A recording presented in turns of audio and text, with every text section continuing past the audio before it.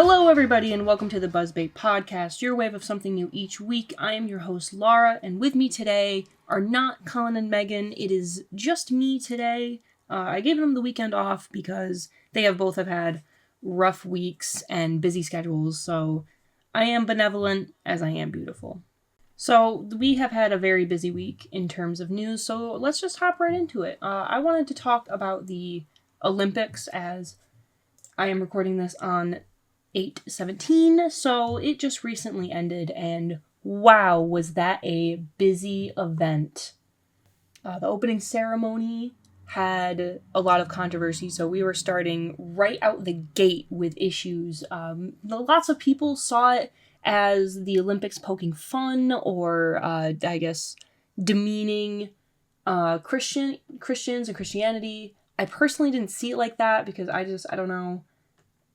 That's just not, I'm not Christian. I'm not religious, so I'm not someone who is constantly thinking about stuff like that or looking at stuff through a religious lens at all.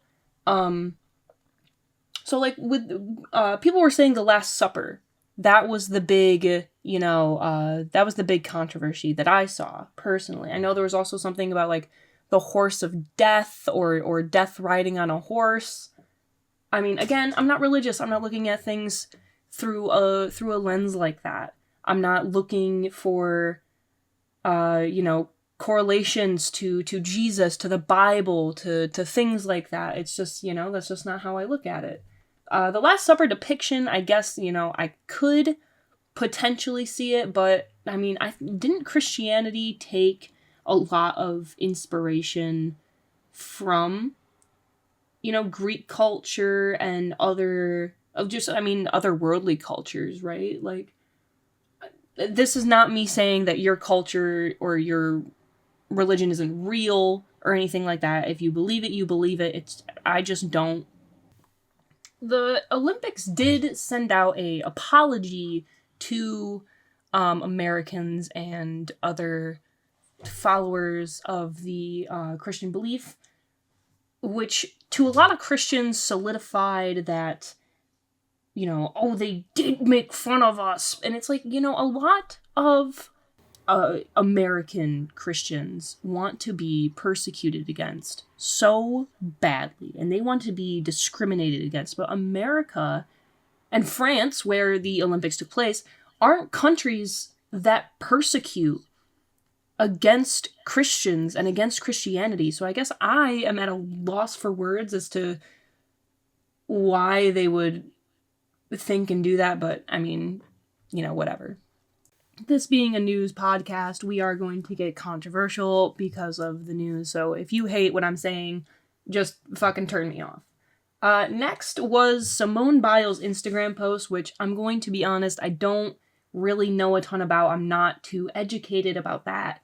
To my knowledge, it was somebody she worked with or associated with in the past made a comment, maybe like a demeaning comment about the team that she was working with, saying that they were lazy, saying that they weren't as talented as, whoever else, something like that. And, when they, of course, USA women's gymnasts, we walk away with the gold every time. It kind of makes me wonder if other countries, when, they're sending their woman gymnasts out there, are they telling them, like, hey, we're going against the USA, just shoot for second?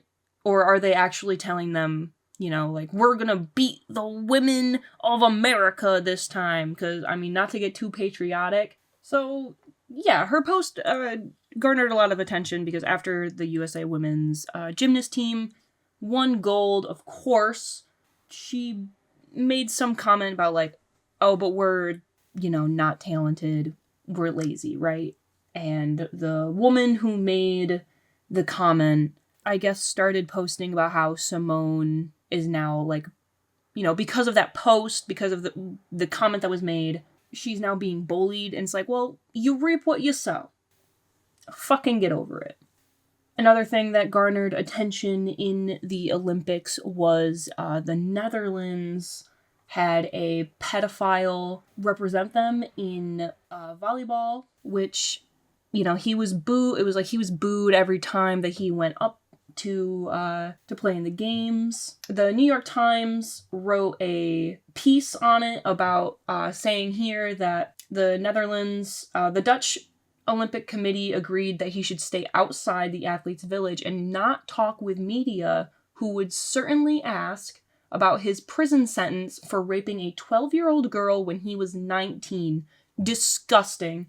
That is absolutely revolting, and I cannot believe that not only did this not get as much attention as what I'm about to mention, but that they let him do it. He went to prison. He was convicted of this crime, of this horrific crime. And the Netherlands and the Dutch Volleyball Federation and Olympic Committee was just like, yeah, send him out there. The New York Times continued in the article to say that he was sentenced to 4 years in prison in 2016 after that he admitted that he took a flight to go have sex with this girl and was caught trying to buy her the morning after pill. In the same article, it also says that he served 13 months in prison, including 12 months in Britain, before he transferred to the Netherlands and was resentenced to a shorter term under Dutch law. After he came out of jail, he gave an interview which said that he was branded as a sex monster,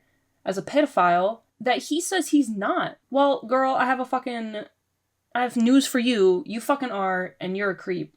I say girl, it's a guy. Whoopsie. Now, onto the big controversy was the female boxing quote-unquote incident. If you were online at any time of the Olympics happening, you have probably heard of Armani boxer, I'm going to butcher her name probably, and I'm so sorry, Amain Khalif, was accused of being a man because there was a lot of misinformation going around at this time, but she was born with X and Y chromosomes. If I'm spitting some misinformation, please leave a comment and let me know. But to my knowledge, she was born with X and Y chromosomes, thus giving her slightly more testosterone in her body, thus giving her an athletic advantage. But, I mean, to go to the Olympics, don't you have to be somebody who has an athletic advantage anyways? I mean, if that's the case, why are we not, demanding Michael Phelps give all his medals that he won back because his body was shaped fucking weird, which gave him an advantage in swimming? I mean, why are we suddenly going after this girl? I just don't understand. Especially, she competed in the 2020 Olympics. The same sport, same gender, same name, everything. And no one said a fucking peep. I never heard of this woman before until this month. And I don't know. I don't get it. I don't really... Who gives a shit? She was born a woman. Her passport, all her records say that she was a lady. So... I did see recently that she is going after names like Elon Musk and J.K. Rowling, people who were spouting this hate and saying that she was, in fact, a man, and there was a man in a woman's sport beating up women for fun or whatever. And, J.K. Rowling, Elon Musk, they were furthering this narrative and this hate towards the boxer. So I hope she gets every fucking penny from her lawsuit that she deserves. Now, I will say the claim that she had more testosterone in her body, I believe that was just a myth. That was just I believe the claim that she had more testosterone in her body was just more misinformation that was being spouted out against her. I'm pretty sure I read somewhere that she was tested and she was never found to have more testosterone. I mean, maybe once some testing she did, but regularly it was never found. So I'm not quite sure where that claim came from. I'm pretty sure it's just because she was someone's she was born with X and Y chromosomes. That's a man. That's more testosterone. Okay, yeah, I'll fucking let her beat you up too. I don't care about it. I don't know. Guess what? She's not from the USA. She's not competing against the USA. We're here to win. I don't give a fuck. On to more positive news. Israel was booed during the Olympics.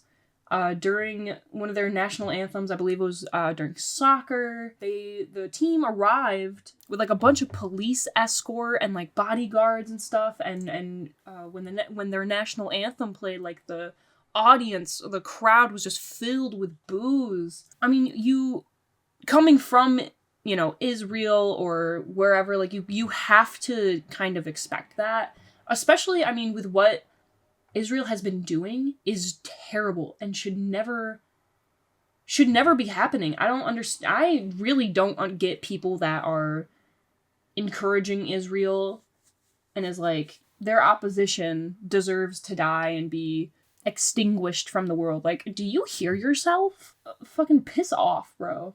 I did read here in this the AP News article that police forces have no vacation during the summer to protect Israelites and let like all their matches have heightened security. That Paris here is deployed 35,000 police officers with a peak of 45,000 during the opening ceremony. And they wrote that an additional 10,000 soldiers are taking part in security operations. That France is getting help from more than 40 countries, and I am sure that the USA is one of them. We have more than enough police to spare and give extra to the rest of the world. Anyways, at the end of the Olympics, which was August 11th, United States is first with a total of 126 medals. We blew fucking everybody else out of the water. Fuck you, go USA. Insert fucking eagle noises here. Second place is China with 91 medals. Third is Japan with 45. Fourth, Australia with 53. Hey, wait a second. That doesn't make sense. It should be third Australia. I guess because they didn't get... Well, Japan got 20 gold and Australia got 18. Wait a second. Whatever.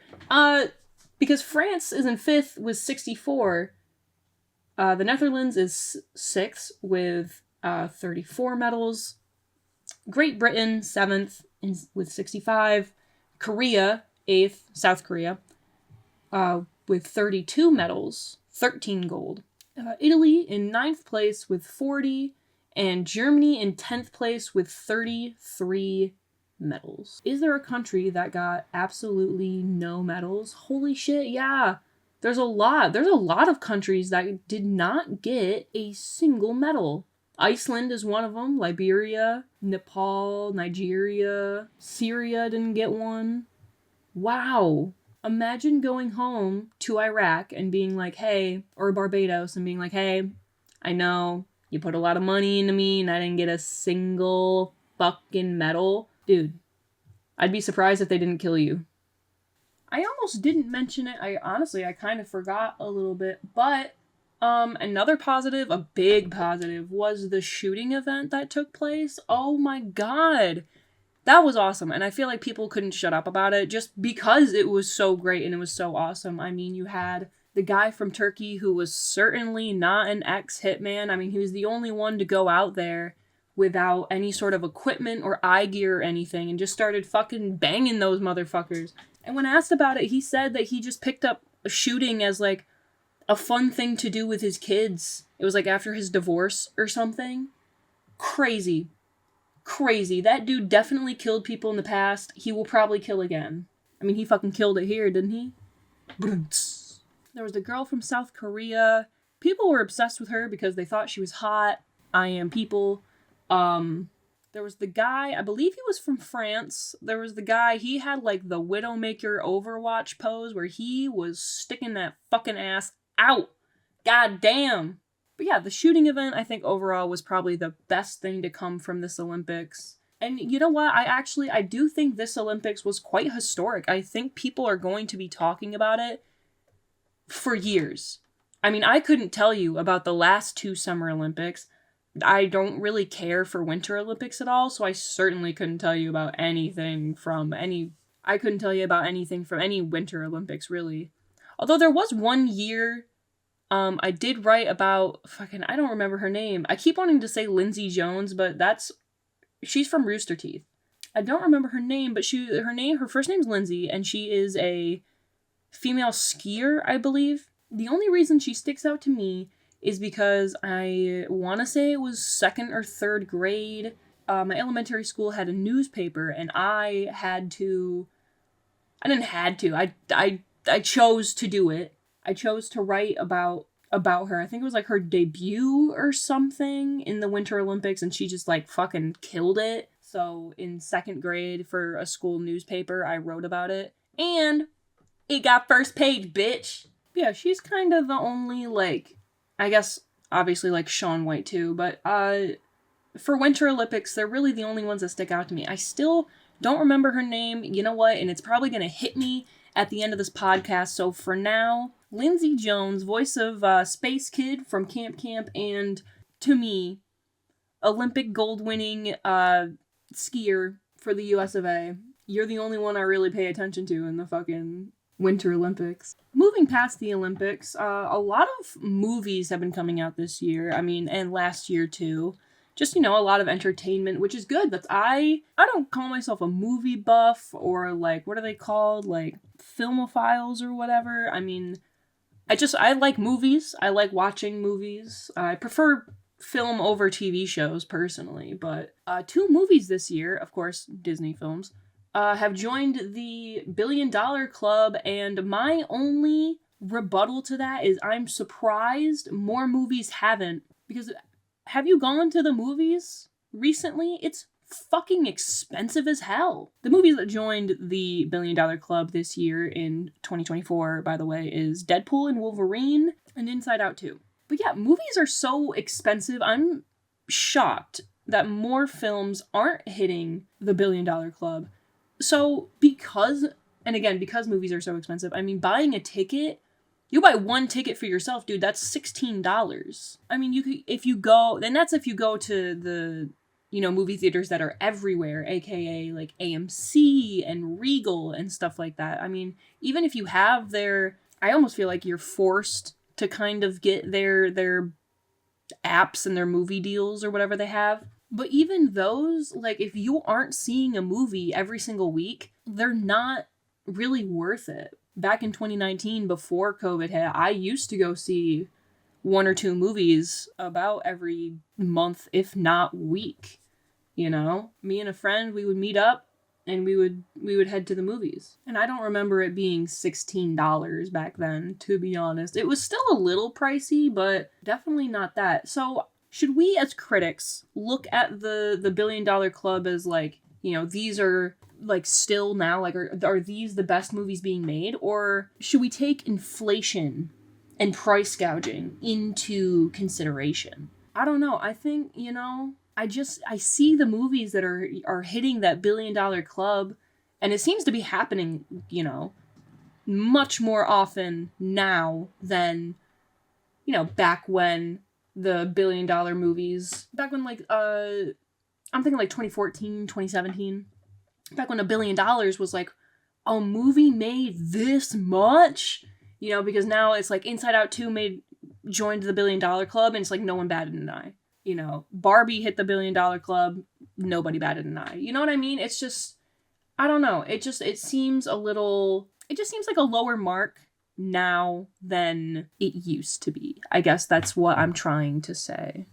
Something else I think about with these movies that are making, the $1 billion, are we taking the money from streams into consideration as well? I mean, these movies nowadays, I mean, remember back when a movie came out and you loved it as a kid and you had to wait like 6 to 7 months for it to come out on DVD or something, you know what I mean?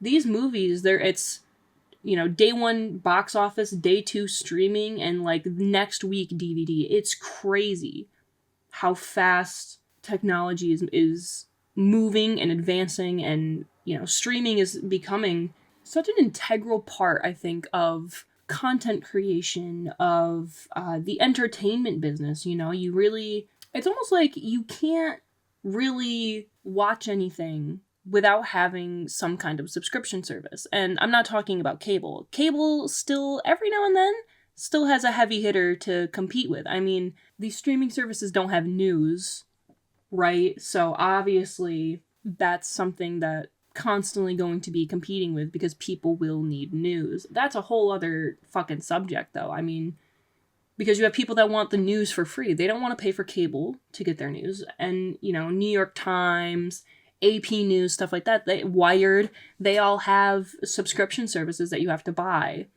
Of course, there are certain websites that you can use to get past those subscription services to read the news, but it's, you know, news is integral to our life.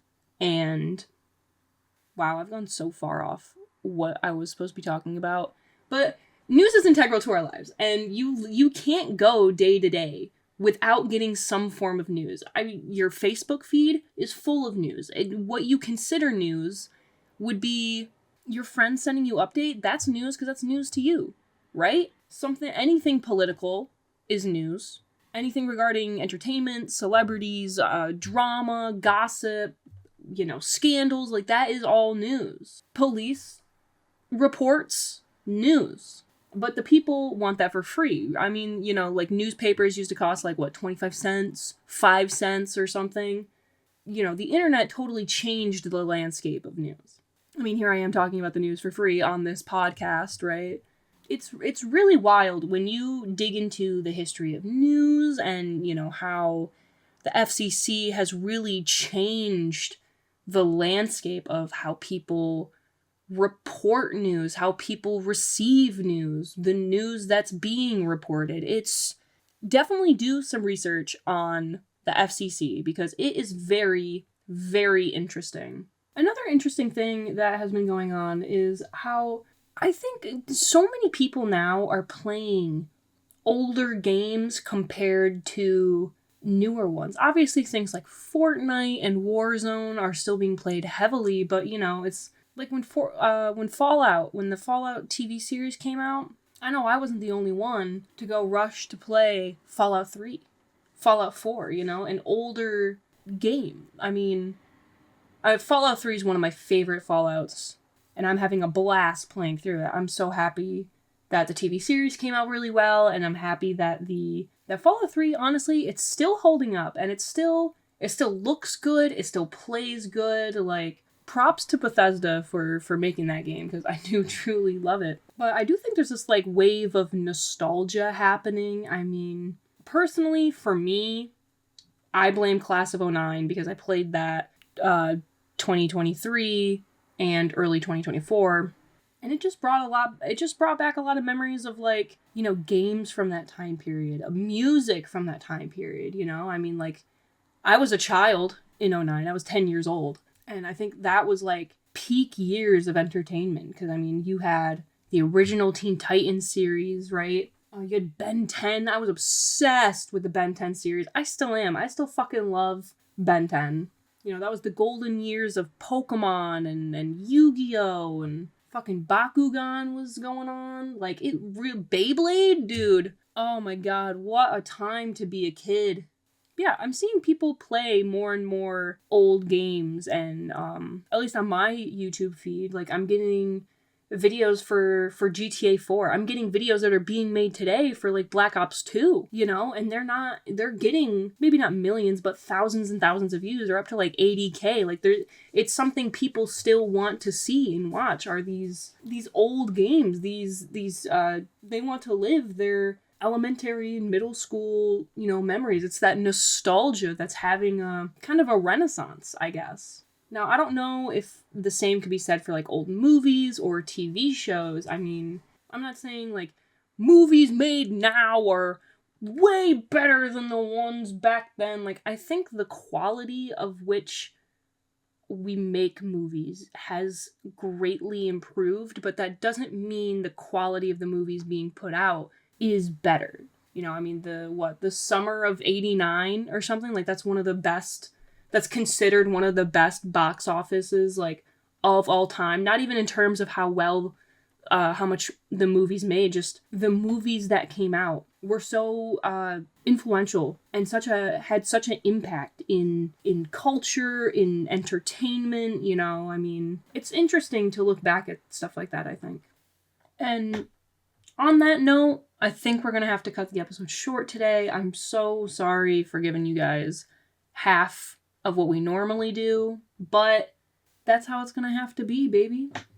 In typical BuzzBait fashion, I'm going to ask a question. I'm still asking the question, and I'll give my response as well, but I would love to see your guys' response to this because I don't have Colin and Megan to ask, so I am asking you, the audience, what white people songs are you sick of hearing?